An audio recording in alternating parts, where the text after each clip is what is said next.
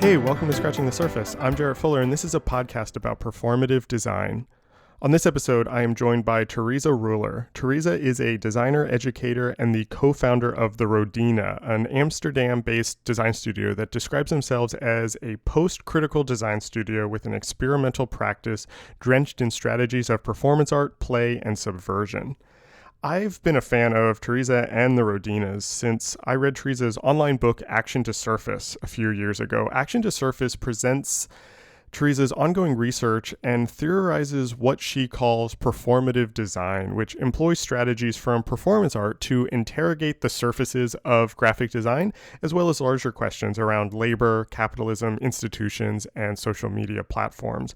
Her work is vibrant and fresh, and unlike anything I've ever seen, she often puts herself in the design, often using her own body in the work itself. So this is a conversation about performative design. We talk about what it is and why it might be helpful in thinking about our roles as designers. We talk about how designers working in more traditional spaces might be able to use these ideas in their own work, as well as how she moves between self-generated and kind of self-initiated projects and her client projects. And we talk about her ongoing research around play, games, and performativity, and how this influences all of her work, regardless of its context. If you like the show, I hope you consider supporting it on Patreon. We offer 3 monthly tiers, $3 for students, $5 for patrons, and $10 for super fans. Every tier gives you access to all sorts of bonus content like a monthly newsletter, early episodes, transcripts, and exclusive interviews, all while helping to financially support this show. So if you like Scratching the Surface, if you want to see it continue, if you want more of it in the world, I hope you consider joining us on Patreon. You can visit patreon.com/surfacepodcast for all the details and to sign up. Thank you for your support. And here is me with Tereza Ruller.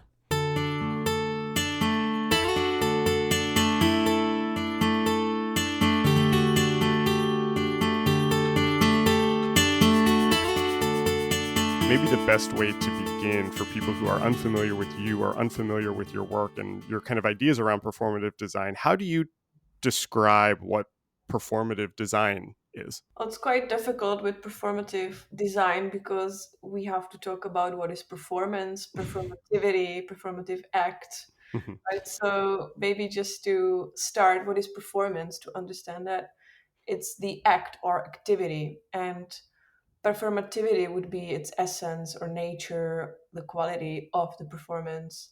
So performativity is maybe a concept and method of performance. So we have the act and the method. Mm. And performative design, it's something I'm still working on. So, I'm really interested in identifying different performative kind of aspects or components in design, in graphic design, in design processes, and those results as well. So for now, I would say that performative design considers and works with time and space.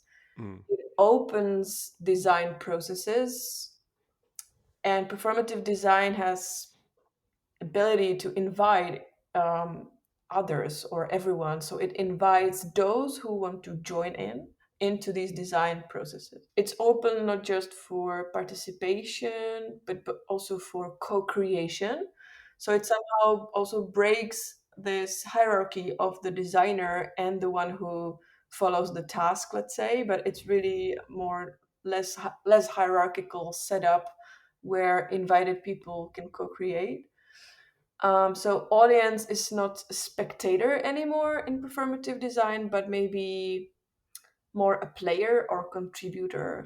You set up a bunch of questions that I have, and I want to come back to this idea around bringing the audience, turning the audience into a participant or into a player. I want to come back to that idea, but maybe just for some context, I'm curious how you started kind of formulating this methodology. I know you originally studied fine art. Were you interested in performance art originally and then kind of got into Yeah. design, or did design come first and then you started kind of thinking about performance? Can you talk a little bit about those early interests and how they came together for you? Yeah, totally. As child, I was fascinated by theater and art and Mm. fine arts, and that's actually like a combo coming from my parents and family of architects, artists, performance artists. So I would say I always used to perform and kind of analyze what I saw around me as a child when I was little. And of course, that led me to study fine arts, and I did quite a lot of performances and video art, Mm, VJ and video art, and that's animation and moving image, working with time and not space at that time, but with timing in videos and with timing with animations led me to graphic design. hmm But then I was still like curious about how we can break that only the time, and how can we insert bodies? How can we make it more alive? How can we talk about maybe a term eventness, the time and space? So how can we? Well, I was definitely, yeah. I was fascinated by theatrical arts and fine arts together. So that combined with graphic design, it really makes sense to look at performativity in graphic design. And I would say when I studied art, I wasn't that great artist because I always wanted to communicate. I wanted to mm. collaborate.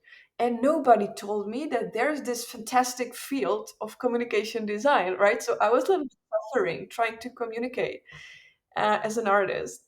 So I realized, oh wow, there is something that exists already. It's called graphic design, and I can do what I really want to do.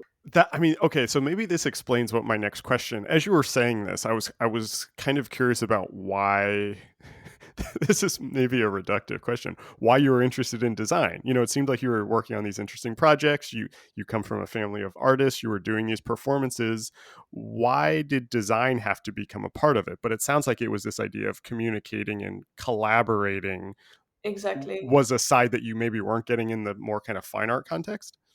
Definitely, yeah, because the collaboration wasn't that fluent or easy in arts context, in fine arts context. Of course, you were part of a group, part of artists, but part of the artists, I know, collectives. But in a way, communication was the core, Mm, and I couldn't find it in fine arts, and I didn't know there's graphic design. Like, pardon me, like some kids they don't know, and I was just like looking for it, and it took me 4 or 5 years to really finish my bachelor studies, to realize, oh, there's the field I really want to be in, and field that fits me, because I want to work with clients, I want to talk to clients, I want to help them with their ideas, with their I don't want to say finding solutions, right? But help them mhm, with mhm. whatever they need and talk to them and develop projects with them.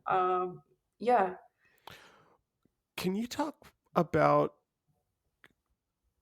discovering, like, kind of knowing that you wanted to work with clients, kind of work through these types of problems, kind of operate in this context, coming from a fine art background, having this background in performance, were you immediately drawing on that background in that work? Did you like I guess the question I'm asking is, did you kind of immediately see connections of or ways you could bring in this kind of performance art practice into design, or did it take some time to find a way to bring those together? no, it took me a lot of time to bring these two together, to combine performance art and graphic design or communication design, because when I was studying Royal Academy in The Hague in Netherlands, so I had to move from Czech Republic to Netherlands. I realized there is something going on at that time, and that was looking at our kind of digital life, online life, social media life, Instagram live, Facebook Mhm. live. Now I would say also TikTok and all other Yeah, great examples of Twitch, like streaming our lives immediately, right? Not recording videos, but streaming. But at the time, it was more about recording our life, performing our best right. life. I wanted to comment on that. So most of my projects were commenting on how we perform ourselves, our job as well, how designers are presenting their projects even before these projects are finished. Let's say if you look at the medium of print, the old medium of beautiful posters, you were presenting your posters before they were finished, before they were printed, and now we live in time you don't have to even like have that project running. You just present it. It's something Right. put online.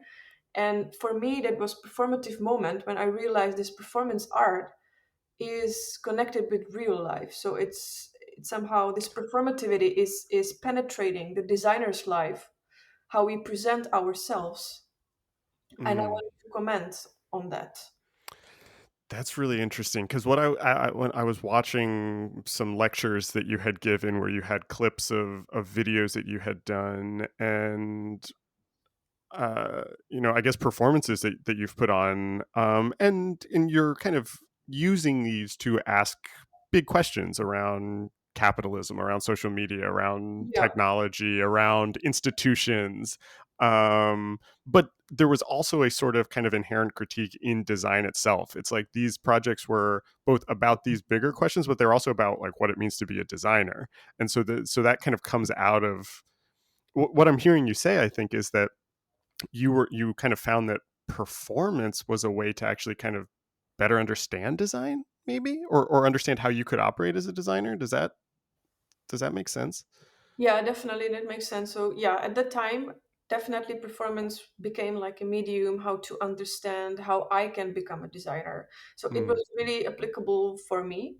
But then I realized if I look at it and start writing about it and trying to look at other artworks and design projects, from the kind of glance or perspective of finding this performativity, I could analyze these and I could put them in different groups, and I started writing about that. So it became a small research and mhm, kind of try to establish links between the body, designer's body, action, and the design surface, the beautiful designs that we all design and deliver to the world. I try to find kind of a link between these. But yeah, yeah, I was super optimistic at that time. So I was still that was yeah, this book or the action to surface, it still was still part of my graduation. So there was research I've done still, right, as part of my work, student work.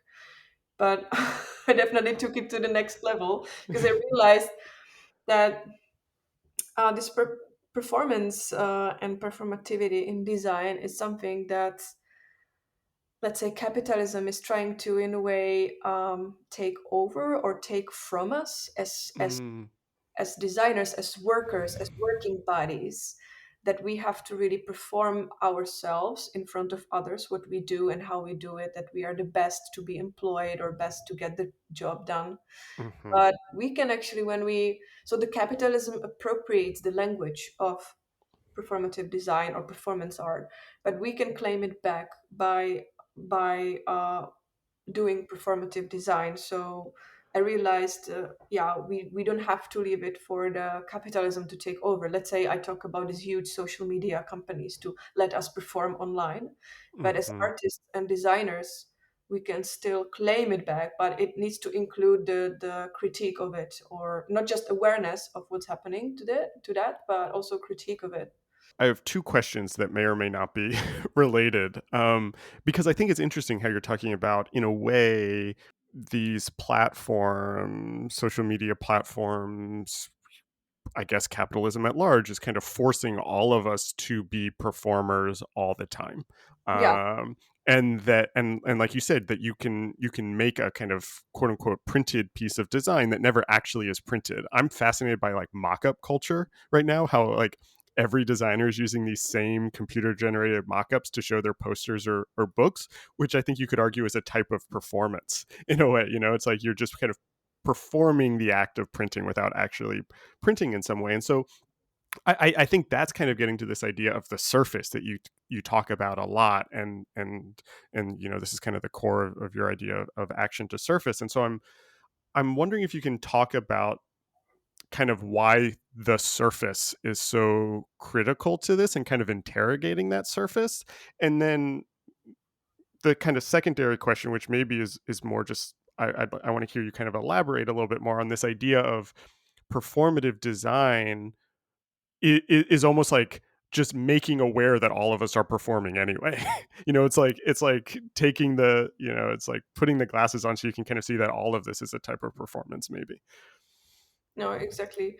Because I don't know, but somehow I am really excited to unwrap this sort of really complicated relation between performance and labor. So Mm. growing up, being young designer at that time, I was really as a student looking, okay, my labor, my work, my design work, how can I make it worth? How can I make clients come to me? How can I make others to pay for my services, right? That's like the ultimate question everyone asks during their school studies and etc. So be it the digital labor of online production and consumption, or even like these roles we play on Instagram or social media, we are workers.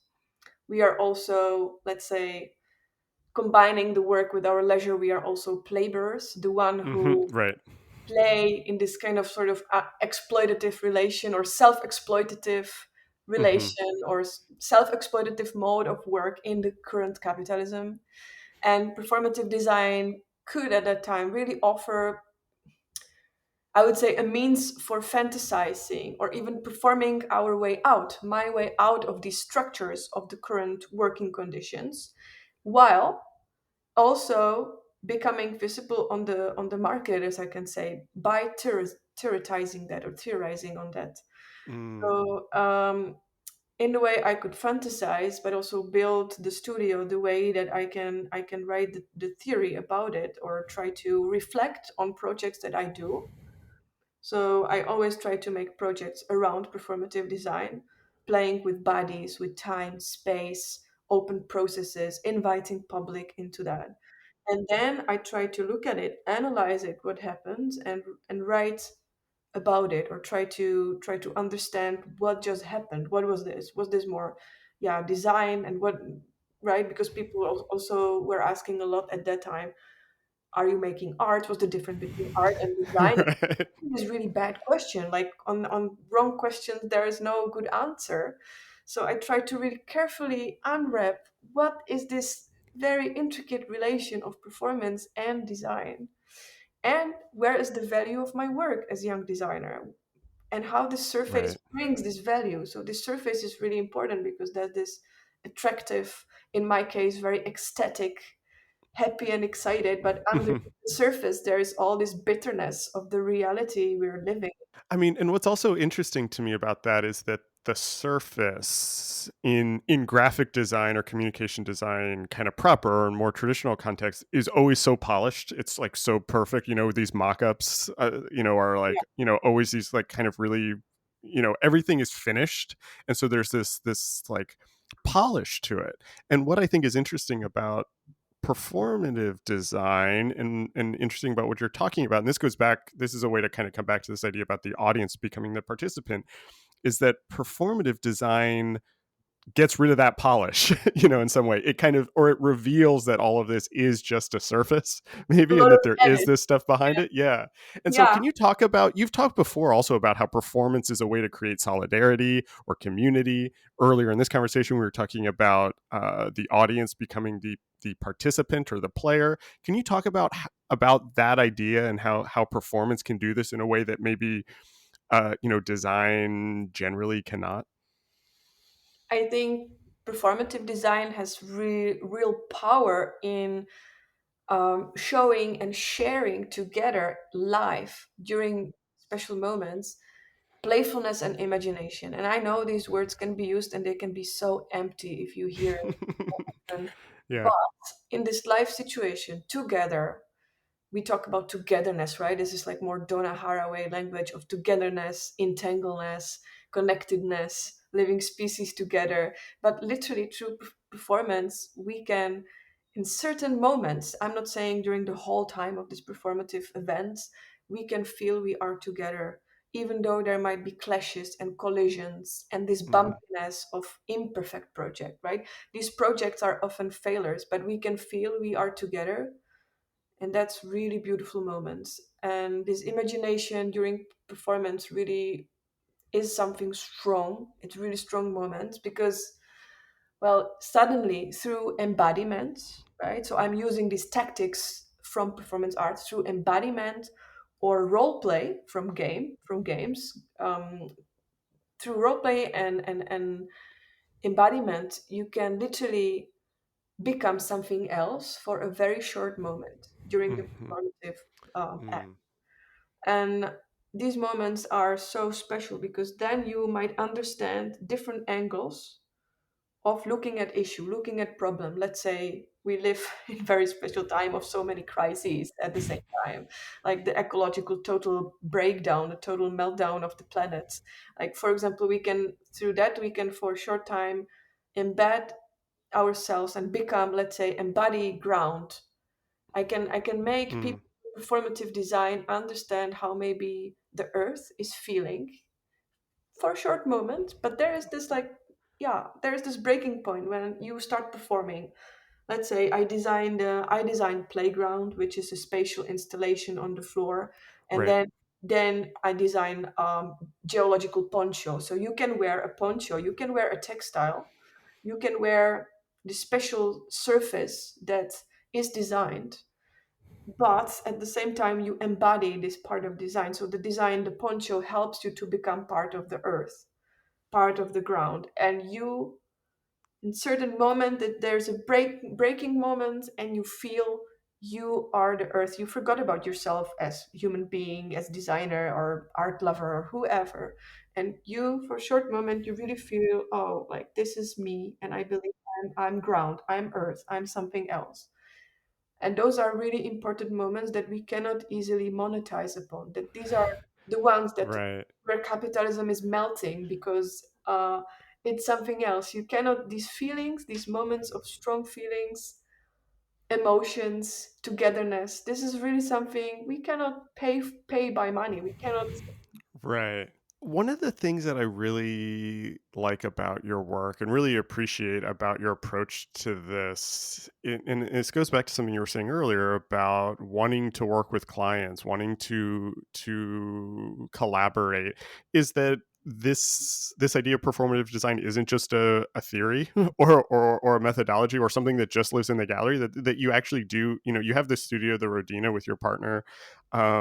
That you describe as a post-critical design studio with an experimental practice drenched in strategies of performance art and play, or performance art, play, and subversion, and that you're taking these ideas and you're actually kind of working with clients and doing, these are not just self-initiated projects. Can you talk about how these ideas manifest themselves when you're working on client projects as well? Well, we are so lucky, I would say, that we can work in culture field. So our clients, if I talk about clients, those are galleries, musea, Mm, curators, yeah, festivals, art festivals, music festivals, or we sometimes collaborate with artists, especially musicians. So this already is, I wouldn't say non-commercial sphere, right? There's still some commerce happening, but yeah, these are clients who understand that we are interested in culture, technology.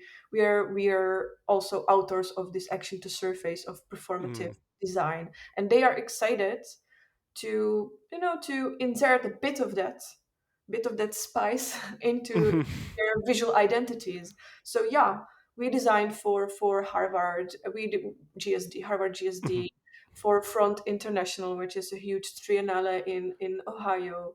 We designed for Sonic Acts in Netherlands. So those are festivals and organizations, institutions that need visual identities, but at the same time, they're looking for, let's say, designer with an attitude or Yeah.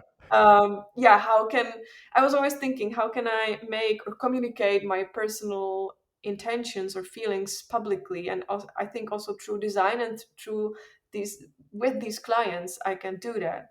And curators, and especially musea and galleries, those are great clients because they have often really exciting topics and Hmm. up to date topics. At least I was so lucky to have these clients. And these are things that I am interested in and I am excited about as designer. So it's not just like delivering visual identity, but it's literally me and, of course, and Vit, my partner and colleague, immersing into these projects, being part of these projects. So next to delivering graphic design, communication, whatever is needed for, let's say, exhibition, then we also are becoming part of the project. So sometimes we're Right. asked, "Oh yeah, there is space, and we want you to do whatever you want." And this is a dream task, right? This is a dream job. Right. Right. I mean, it's interesting too because there's, you work on a range of projects, some that are completely self-initiated, to some that are working kind of collaboratively, to some that are, a little bit more kind of client focused, I guess you could say. But it's interesting to see the how that the range of that work is also kind of reflected in the range of the approach, where in some of these projects you are physically part of the project, and then even when you're not, that still is like manifesting itself in the process, that has changed the process. And so I'm kind of curious, do you approach these projects differently if they are kind of, I'm sorry to kind of divide it like this, but like the ones that are more like art kind of based, the ones that are completely self-generated versus ones where there are commissioned, how does your process change depending on that context? Well, once I really tried to follow the brief of making visual identity, I delivered something super dry and it wasn't me. And I knew that. And I thought, wow, now I really, now I pushed myself. I'm so professional. I delivered that. And the gallery, they were looking at me like, what the fuck, Teresa? So I'm always Yeah. trying. Since then, I know this is not the way for us, not for the Rodina. We always have to infuse our drive, our interests into it. We cannot just deliver something without us being part of it. And maybe that's very Dutch kind of approach. But I'm really, really happy that I have discovered that, because the background I'm coming from Czech Republic, it's a bit different. Like there, still the designer is a service maker, is somebody who Hmm. delivers, Hmm. who helps, who visually translates something Hmm. for clients without being embedded in the design, or without your own without your own, how would I say, Like point of view or voice yeah, or without, yeah. yeah, so you're not having your voice in your project, and that's a pity. I feel, oh my god, like we cannot say this is so objective or pragmatic. I can also be very objective, pragmatic within the project and still deliver something exciting for the client, something that contains Yeah. that has this kind of drive and spirit and excitement of potential performativity, or looking at things differently. I don't want to say differently, because yeah, how am I different? But trying to communicate it with the criticality. I mean, because in all these projects and visual identities, I always read about what is it about the exhibition or the artworks that are being exhibited. Let's say if this is exhibition design or festival, and then I try to share these feelings, or also different doubts, even pains or uncertainties or happy moments in the design. So I'm really trying to be part of the project, literally embedded in the project. I want to hear you talk more about this idea of maybe how designers who are working in more of a service context could actually apply some of these strategies or work some of these strategies in. Because I think about this all the time. And I'm always talking with my students about how to, like you said, how can you find ways to inject yourself into these projects? The designer does not have to be invisible. The designer shouldn't be invisible, probably. But I also realize that, at least in an American context, that sometimes that's hard when you're working with clients, and you do need that kind of like dry identity system or whatever. Do you have thoughts on how somebody who maybe is working in a more traditional context could apply some of these ideas into their work in different ways? It's so different for every one of us, right? So we have our drives, we have our passions, we have our curiosities. So I would say just look at those, and that will guide you, that will lead you, definitely, right? So I was interested in activity, act, performance, labor, right?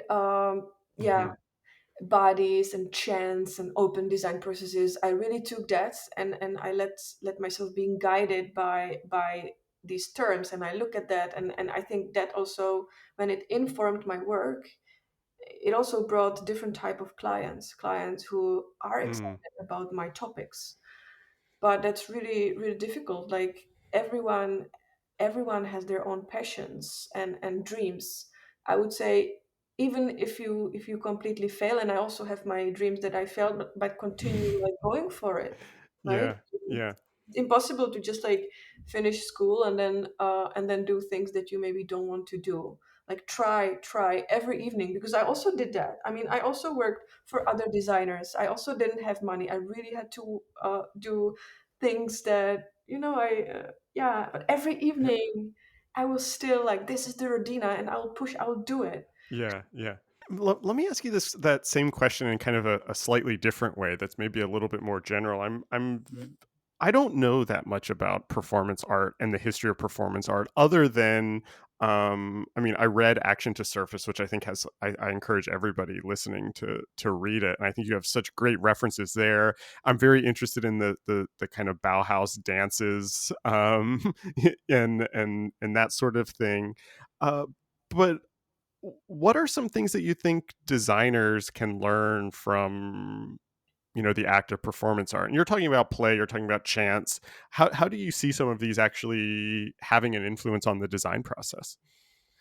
I think it's quite important to realize that if you work with people as designer, be it if you do social design or other types of design, right? It could be quite interesting that you let others, different voices, you let the Mm, diversity to come into your project. mm-hmm, So you're breaking this hierarchy of the authorship and who is joining. mm-hmm, If you let others, if you let people to be part of your project. And I think that's a beautiful moment that you enrich your design by this diversity, by different voices. Whereas if you're a designer who wants to edit and make things beautiful aesthetically, right, that's difficult, because yeah, then you are the only one who has the final touch. So you are again in this hierarchical moment. You are the one. Of course, I understand that it's important because we are designers. We should take care about the beauty, the aesthetics, or that it all fits in, that it's systematic. But when you're doing and sketching out your performative design project, working with people, you are looking at different steps in time. What can happen in time? Test mm, what my audience will do. How will people join in? What can they do? And what might happen in the project? So you are working, you're sketching and preparing for the timing of it. You know what might happen, how the event might unwrap. But then, well, even if you prepare yourself completely, people are people, and that's fantastic. They will always try to break your system because they are curious. They want to play, and this playfulness is so important for me, that people start to play with your guidances, with your invitations. I don't want to say rules, right? Because then we have to be careful about language. So I don't right, want to right, give rules to people to follow. I want to give invitations to people to play with, and they will literally mess with it and try to break your rules.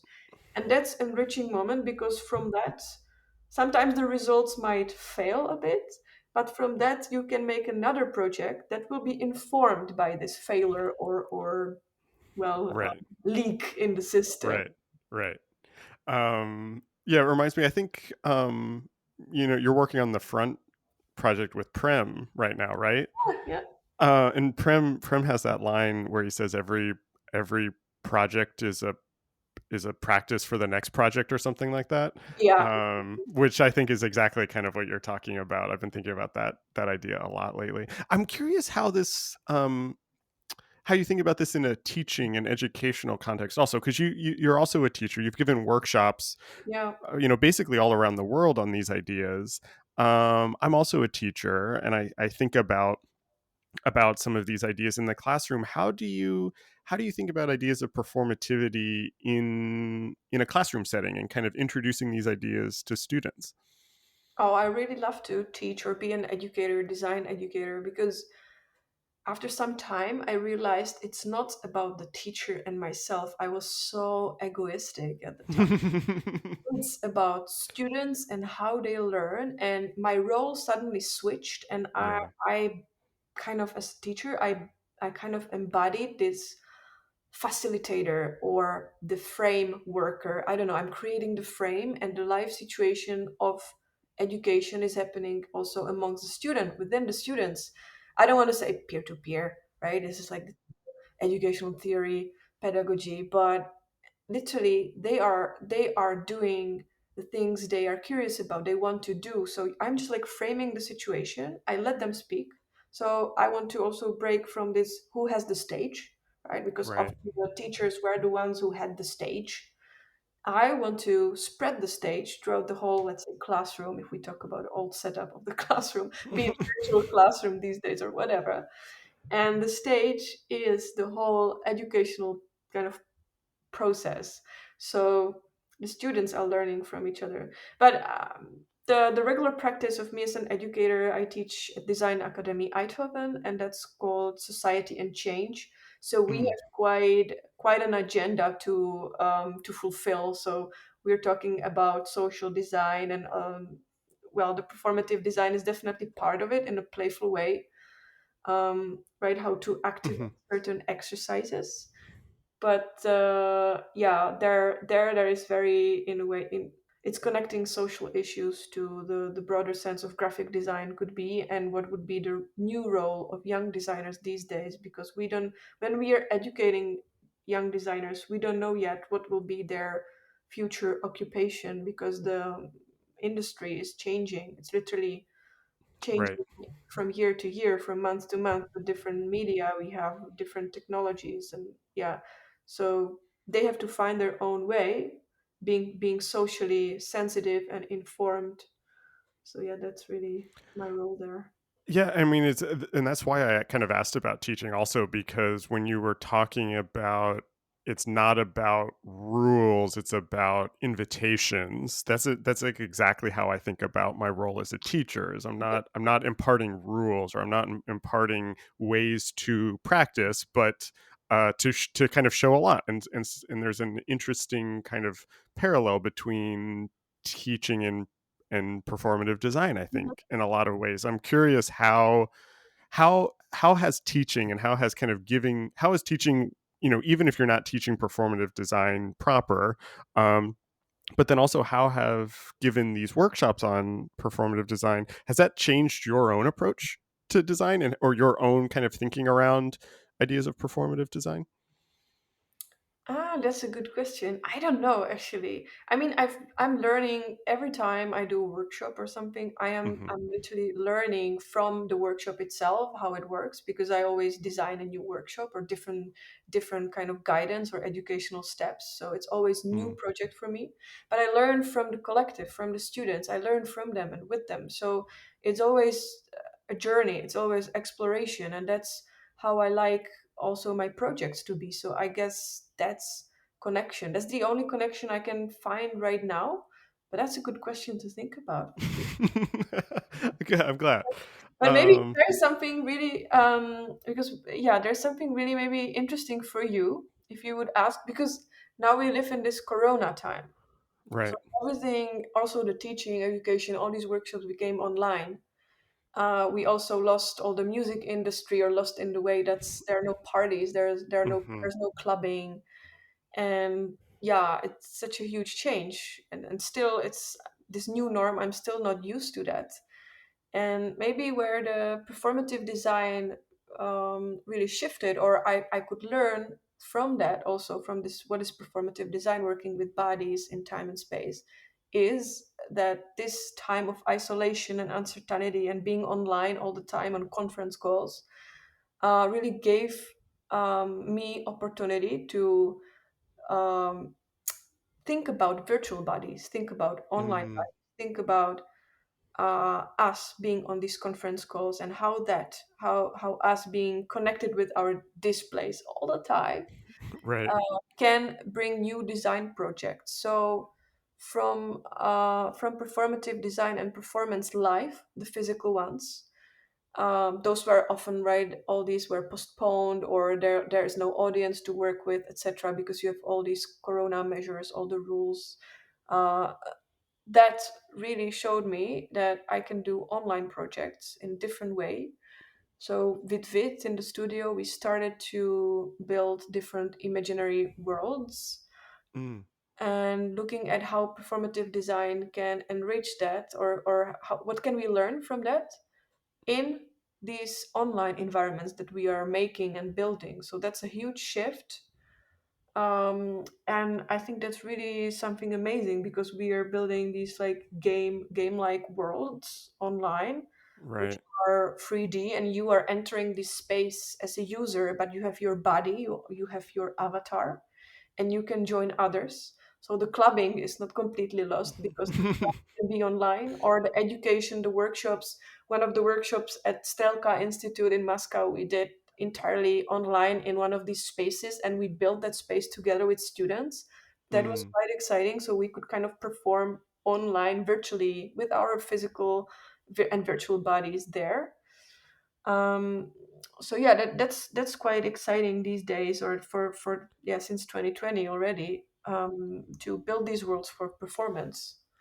That yeah, it's interesting. It leads into my next question. I have two more questions to wrap up, but the next question is directly related to that. I was kind of curious what you're thinking about now, or where you see these ideas of performative design going, or how do you want to kind of further explore those? So there's some thinking about it kind of digitally, but where else are you thinking about um, where to take these ideas?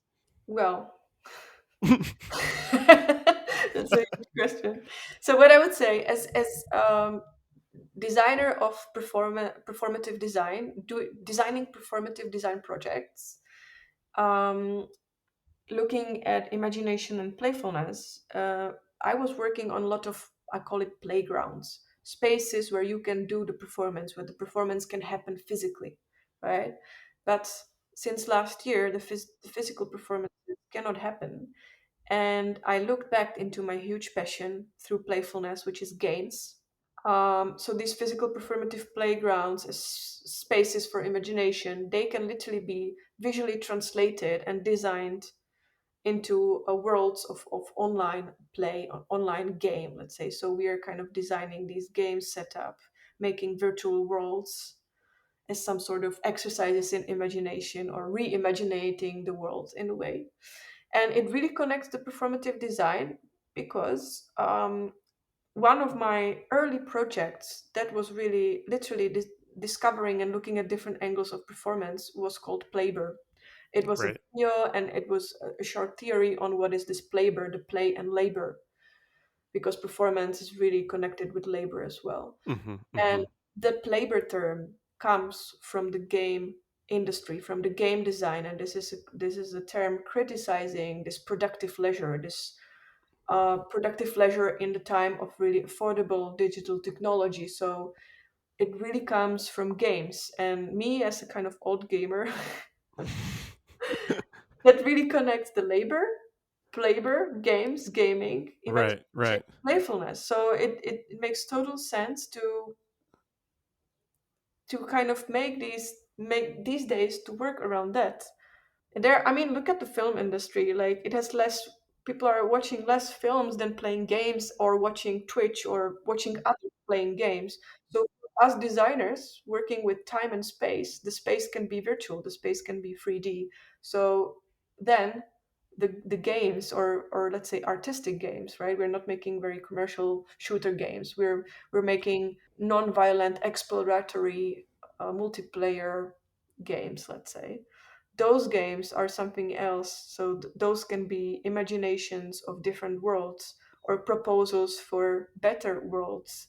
I think you're exactly right. I think that's interesting. I'm not a gamer at all, and so I'm very kind of fascinated and confused by the rise of Twitch and this idea that people are watching other people play games is just This a ultimate performance, this ultimate this performative design and performativity, this is the ultimate stage of us performing online. This is incredible, because if I would know 2014, when I was really starting with this, I'll be, wow, this is crazy.